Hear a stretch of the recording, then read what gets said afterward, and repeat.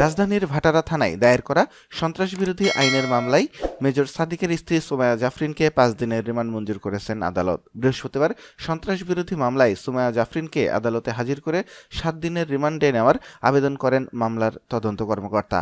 রাষ্ট্রপক্ষে শুনানি করেন পাবলিক প্রসিকিউটর, আর আসামি পক্ষে তার রিমান্ড বাতিল ও জামিন চেয়ে শুনানি করেন আইনজীবীরা। উভয় পক্ষের শুনানি শেষে ঢাকার মেট্রোপলিটন ম্যাজিস্ট্রেট সৈফুতুল্লাহ জামিন আবেদন নামঞ্জুর করে 5 দিনের রিমান্ড মঞ্জুর করেন।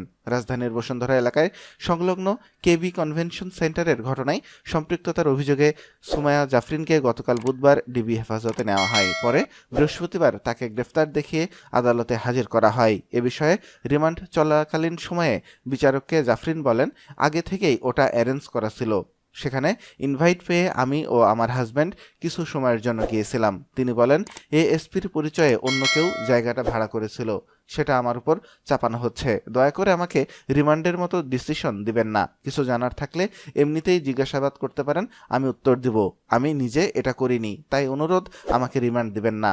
উল্লেখ্য, গত 8 জুলাই সকাল 10টা থেকে সন্ধ্যা 6টা পর্যন্ত রাজধানীর কেবি কনভেনশন সেন্টারে অবসরপ্রাপ্ত সরকারি কর্মচারী, ছাত্রলীগ এবং আওয়ামী লীগের নেতাকর্মীরা একটি গোপন বৈঠকে অংশ নেন। এ ঘটনার পর 13 জুলাই পুলিশ বাদী হয়ে ভাটারা থানায় সন্ত্রাসবিরোধী আইনে একটি মামলা দায়ের করেন। এই মামলায় গ্রেফতার হওয়া 22 জন বর্তমানে কারাগারে রয়েছে।